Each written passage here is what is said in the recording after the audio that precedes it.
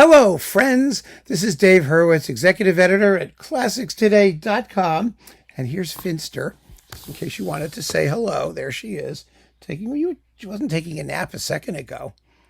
Were you? Hello. There we go. That's it. I knew she was up. Anyway, we're talking about the golden age of the symphony. Yes, Volume 10. And Volume 10 actually covers, let me just get back here, the 1890s, 1890 to 1899, because the golden age of the orchestra, which is what this series is, as I pointed out, is, as far as I'm concerned, the first 80 years of the 20th century. That is the years 2000 to 1900, to 1979. Now, some of you have pointed out that 1900 technically is not yet the 20th century. It's still the 19th, and 2001 or 1901 was the, I don't care. You get the point. It's 100 years from 1880 to 1979.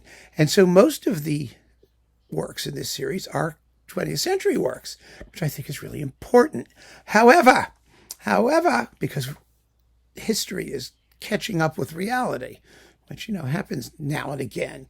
Anyway, so we have to go back and cover the last 2 decades of the 19th century, in this case, 1890 to 1899. And there are some major symphonists whose lives ended in the 1890s, and some major symphonists who really got hopping in the 1890s.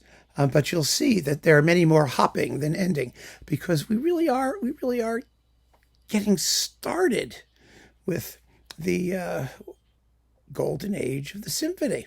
I mean, well, in this particular list, I think a bunch of them were, well, they weren't ending, but they weren't like, who cares? Let me stop generalizing. Let's just talk about the works, shall we? And they shall speak for themselves. First, Chauson, Symphony in B flat from 1890, a masterwork. And he really was just getting hopping. It wasn't our fault. He died in a bicycle accident, the schmuck. I mean, he could have hung around a little longer and written a few more symphonies, but it wasn't to be. It's a lovely, lovely work in the style of the Franck D minor. And you should really get to know it if you don't.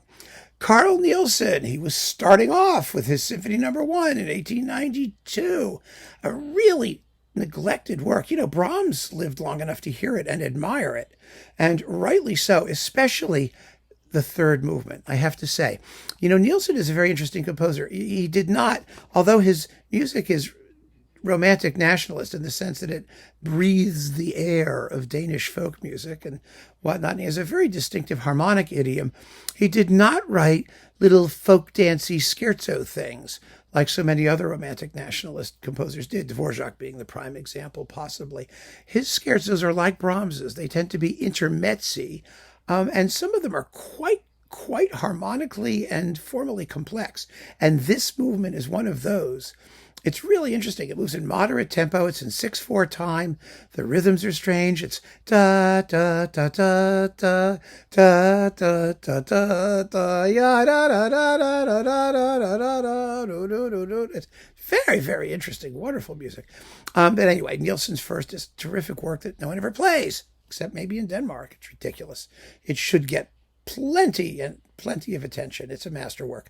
Dvořák, well, his symphonic career was ending with the New World Symphony, his 9th, from 1893. Wow, what a great farewell to the symphonic genre. And he had 10 more years of music in him, including a whole pile of operas and the symphonic poems and all kinds of nifty stuff. So that's really cool. Then we've got Tchaikovsky, his Pathétique. That was his farewell. And he was another one who, there's no reason that it had to be the end. He just died of cholera. He drank unboiled water. And, then there was the rumor that that because he was gay, he was told he had to commit suicide. He was all that nonsense. Anyway, he was dead. He was dead very shortly thereafter, 1893. Mahler, Symphony No. 2, 1895. Well, this was certainly the beginning of, if not the modern symphony, then the modern orchestra, because my God, what a piece of writing that is, isn't it? I mean, it's incredible to listen to the Mahler 2 and the other works that were written around the same time and realize that Mahler's treatment of the orchestra is totally on another plane from what almost anybody else was doing. It's extraordinary in its virtuoso and soloistic use of orchestral sections, and his handling of subunits within the orchestra, and his totally free treatment of the percussion section. You've got your high and low tam-tams and your bell plates and a ruta, the sticks that you're whacking the bass drum case with. All this very interesting stuff. He was unbelievably amazing. And 10 horns and 10 trumpets and an organ and a choir and as many harps as you can wrestle up. And boy. Kalinnikov, Symphony No. 1, also 1895. A beautiful, beautiful work by a composer who also died terribly young. He was, in his early 30s or so when he died, or somewhere around there. He only wrote 2 symphonies. There were more in him. He was a born symphonist, and the 2 symphonies that he did write are absolutely gorgeous. Bruckner, Symphony No. 9, 1896, and left incomplete, as we know, whence it has been horribly completed by various other people, and the completions are uniformly bad. I guarantee you that, and some people like them, but it's okay. I always said you can like things that suck, just admit it. Dukas, Paul Dukas, Symphony in C. Well, he only wrote 1 symphony. He lived well past the date of his Symphony in C, which was like 1896-ish or thereabouts. He was so picky, so self-critical that he destroyed almost everything he wrote. He wrote 1 of everything. 1 tone poem, 1 ballet, 1 opera, 1 symphony, 1 set of piano variations, 1 piano sonata, 1, that was Dukas. So it's a beautiful work. A really, really lovely work that deserves also to get performed more than it does. 1898, Balakirev, Symphony No. 1. An absolutely fabulous, colorful Russian nationalist extravaganza that no one ever plays. I don't understand. It's so colorful. It's so enjoyable. So full of good tunes. And we end with another great beginning. Sibelius, Symphony No. 1, his first numbered symphony, because there were really 2 before. The Lemminkainen Symphony, or Suite, he called it a suite, but it was a symphony. And Kullervo, which is also a symphony. But his first numbered symphony came in 1899.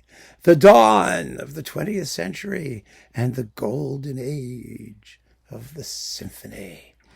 So keep on listening, friends. Enjoy these works if you don't know them all, and take care.